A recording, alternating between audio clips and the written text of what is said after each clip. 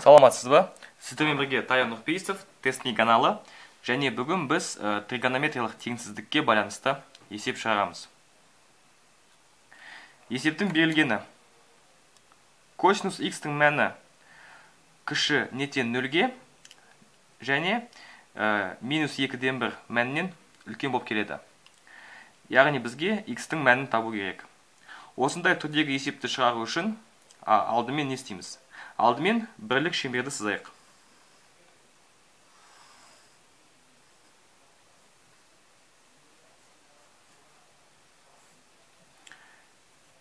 X бойынша мәндер 1 мен минус 1, Y бойынша 1 мен минус 1 дейік.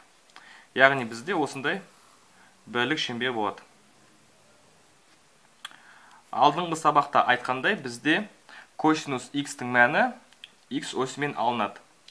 Яғни бізде осы жақта 0 нүктесі тұр, және мына жақта минус 2-ден 1 нүкте бар. Енді осылай перпендикуляр жүргізсек, біз мына жақта мынандай 1 нүктені аламыз, және 0-ден біз мына жақта тағы 1 нүкте аламыз. Ол бізде бұрыштың мәні болады. Яғни косинус x тең 0 болса, бұрыштың мәні пи бөлінген 2-ге тең, яғни 90 градус. Ал бізде косинус тең болады, косинус альфа тең болады минус 2-ден 1 болса, онда бізде альфаның мәні 2 пи бөлінген 3 болады. Және мына жақта 4 пи бөлінген 3 болады. Тағы да және мына жақта біз 0-дің мәнін минус 1 нүктесіндегі бұрыштың мәнімен алсақ, онда бізде 3 пи бөлінген 2 деген бұрыш шығады.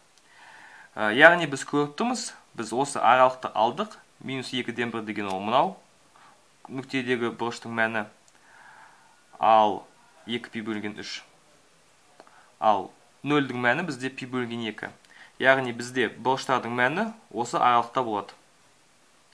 Және біздің ескертетініміз, мына жақта кіші нетен 0, яғни пи бөлінген 2 нүктесі кіреді, ал 2 пи бөлінген 3 нүктесі кірмейді. Және сол сияқты симметриялы мына жақта 4 пи бөлінген 3 нүктесі кірмейді мәндер жиынына.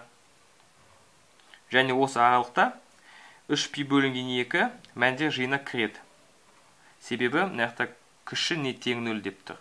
Яғни біз осы аралықтарды қалай жазамыз жауап ретінде. Яғни бізде x тиісті пи бөлінген 2-нің мәні кіреді, және косинустың периоды 2 пи n. 2 пи бөлінген 3 нүктесі, косинустың периоды 2 пи n, бірақ та осы нүкте кірмейді бізге. Екі жиынның бірігудің белгісі осындай болады. Яғни ары біз бұлай жалғастырсақ, 4 пи бөлінген 3 нүктесі,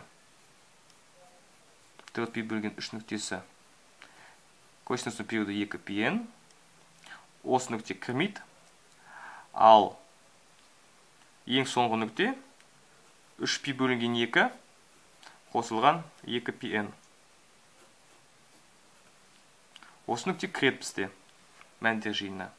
Және мұндағы n тиісті z. Яғни біз осындай жауап алдық. Және осы жауап дұрыс болады осындай түрдегі есептерді шығарған кезде. Осы сабақ нәтижесінде біз нені ұйғардық? Алдымен бірлік шеңберде бізге бұрыштарды табуды білу керек. Ол біріншіден. Яғни мысалы косинус x тен 0, яғни мен x бойынша 0-ді алам. Бұлай көтерем, y оси бойынша пи бөлінген 2 деген мәнді алам. Минус 2-ден 1 мен алдым мәнді x бойынша косинустың бірлік шеңберге дейін перпендикуляр былай көтердім. Яғни мынандай нүктені алдым мен 2 пи бөлінген 3. Және соған симметриялы осы аралық ол үстіңгі жақта осы аралық болады, ал астыңғы жақта осы аралық болады. Яғни біз соны ескерту керекпіз, симметриялықты. Екіншіден, осы үлкен не тең болған кезде, яғни нүкте сол жауапқа кіреді, ал егер де қатаң мынандай таңба болса, тек қана үлкен болса, онда сол нүкте жауапқа кірмейді деген. Және белгілеген кезде осы тік жақшамен кіретінін белгілейді, ал доғал жақшамен осы қатаң теңсіздіктер белгіленеді. Тек қана үлкен немесе тек қана кіші деген. Ал сіздермен бірге болған Таян Нұрпейісов, тест ми каналы. Көп рахмет сізге.